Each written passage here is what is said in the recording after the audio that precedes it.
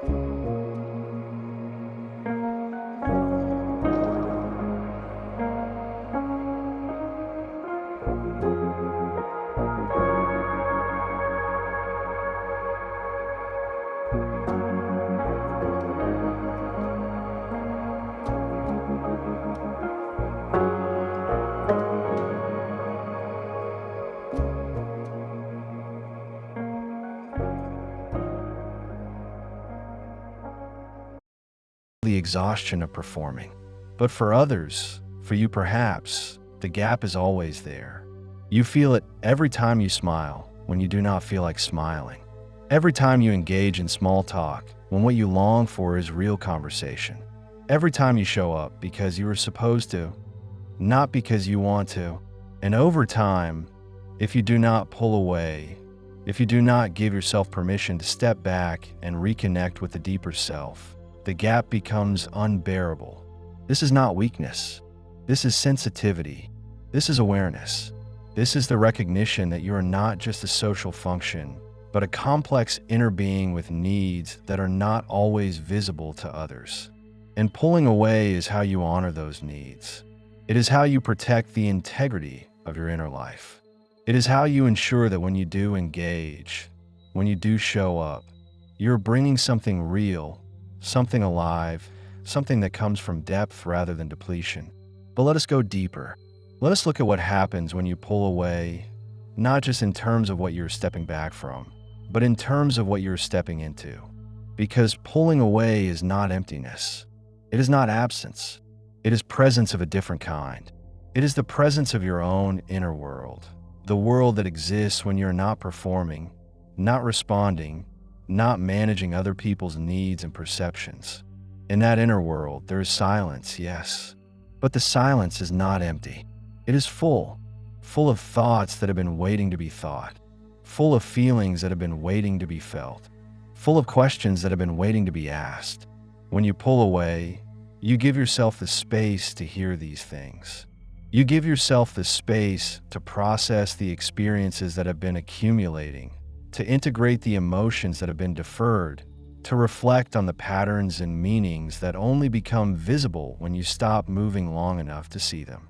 This is the work of the unconscious, the part of the psyche that Jung devoted his life to understanding. The unconscious is not just a repository of repressed memories or hidden traumas. It is an active, creative force. It is where symbols emerge, where dreams are made, where the psyche works to balance and integrate the conscious and unconscious aspects of the self. But the unconscious cannot do this work when you're constantly engaged in the outer world. It needs space. It needs time. It needs you to pull away so that it can.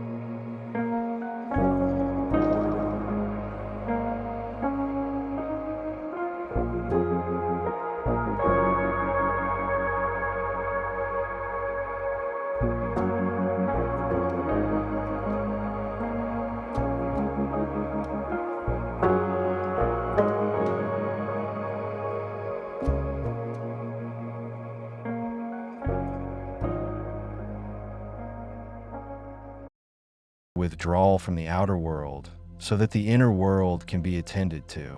But the world does not value this work. The world does not see it. The world measures success by external achievements, by social status, by how busy you are, by how much you produce. The world does not have a category for the person who is doing deep inner work, who is integrating the unconscious, who is becoming whole. And so the world misunderstands.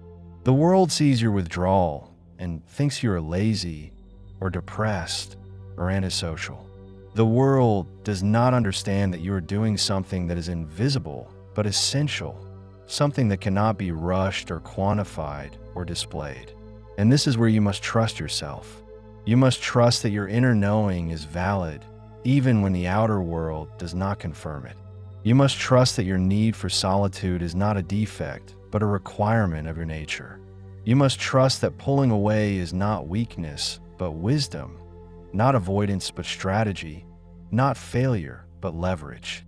There's a kind of strength that comes from this trust, a quiet, grounded strength that does not need to prove itself, a strength that does not come from dominating or performing or constantly pushing forward, but from knowing when to step back, when to conserve energy, when to let things unfold in their own time.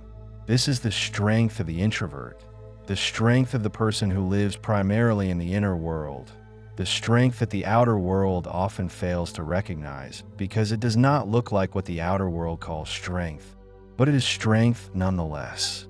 It is the strength to stand alone when necessary, the strength to tolerate other people's misunderstanding, the strength to honor your own rhythm, even when it is out of sync with everyone else's, the strength to say no, to set boundaries, to protect your inner life from the constant demands of the outer world.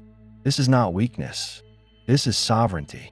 This is the claim of your own authority over your own life. And when you pull away from this place of sovereignty, when you step back not out of fear, but out of self-respect, something shifts. The people who are meant to be in your life, the people who can meet you in your depth, they will understand. They will give you space. They will not take your withdrawal personally.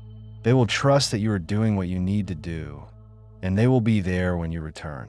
And the people who cannot accept this, the people who need you to be constantly available, they will fall away. And this is not loss. This is clarity. This is the natural sorting that happens when you stop performing and start being real. Jung believed that the process of individuation often involves a kind of loneliness. Not the loneliness of isolation, but the loneliness of being different, of walking a path that others do not understand. But he also believed that this loneliness is necessary. It is the price of becoming yourself. It is the cost of refusing to live according to collective expectations and choosing instead to live according to your own inner truth. And while this path is lonely, it is also liberating. It is also deeply fulfilling, because at the end of the day, the only person you have to live with, the only person whose approval really matters, is yourself. And if you have betrayed yourself, if you have overridden your own needs, if you have forced yourself to be someone you are not, then no amount of external approval will fill the emptiness inside. But if you have honored yourself, if you have listened to your own inner voice, if you have given yourself permission to pull away when you need to, then you will have something that no one can take from you. You will have integrity. You will have coherence. You will have the quiet, unshakable sense that you are living in alignment with your own truth. This is what pulling away makes possible. This is the leverage it provides. It is not the leverage of manipulation or control. It is the leverage of self-knowledge, the leverage of inner alignment, the leverage of showing up in the world as a whole person rather than a fragmented collection of roles and performances. And this kind of presence, this kind of authenticity, it has a power that constant availability never will, because it comes from depth. It comes from truth. It comes from a place that has been tended and protected and honored. So if you're someone who needs to pull away, if you're someone who feels the constant tension between the demands of the outer world and the needs of the inner world, know this. You are not broken. You are not weak. You are not failing. You are navigating a complexity that not everyone has to navigate. You are honoring a depth that not everyone possesses. You are doing the work of individuation, the work of becoming whole, and that work requires solitude.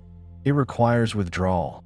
It requires the courage to pull away even when the world is telling you to stay engaged. And yes, it is hard. Yes, you will be misunderstood. Yes, you will feel lonely at times. But you will also feel something that many people never feel. You will feel the richness of your own inner life. You will feel the coherence that comes from living in alignment with your own nature. You will feel the quiet strength that comes from knowing yourself, from trusting yourself, from being yourself without apology. This is not a path for everyone, but it is your path.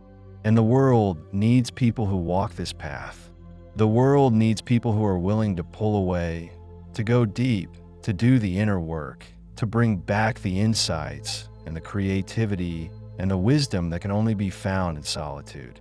The world needs people who are not afraid to be different, who are not afraid to be alone, who are not afraid to honor their own truth even when it sets them apart. So pull away when you need to. Step back. Close the door. Let the silence return. Trust that you are not abandoning anything essential. Trust that you are gathering your strength. Trust that you are creating the leverage you need to move forward in a way that is sustainable, authentic, real. And when you return, when you step back into the world, you will bring something with you that was not there before. You will bring yourself whole and present and alive. And that is not weakness. That is everything.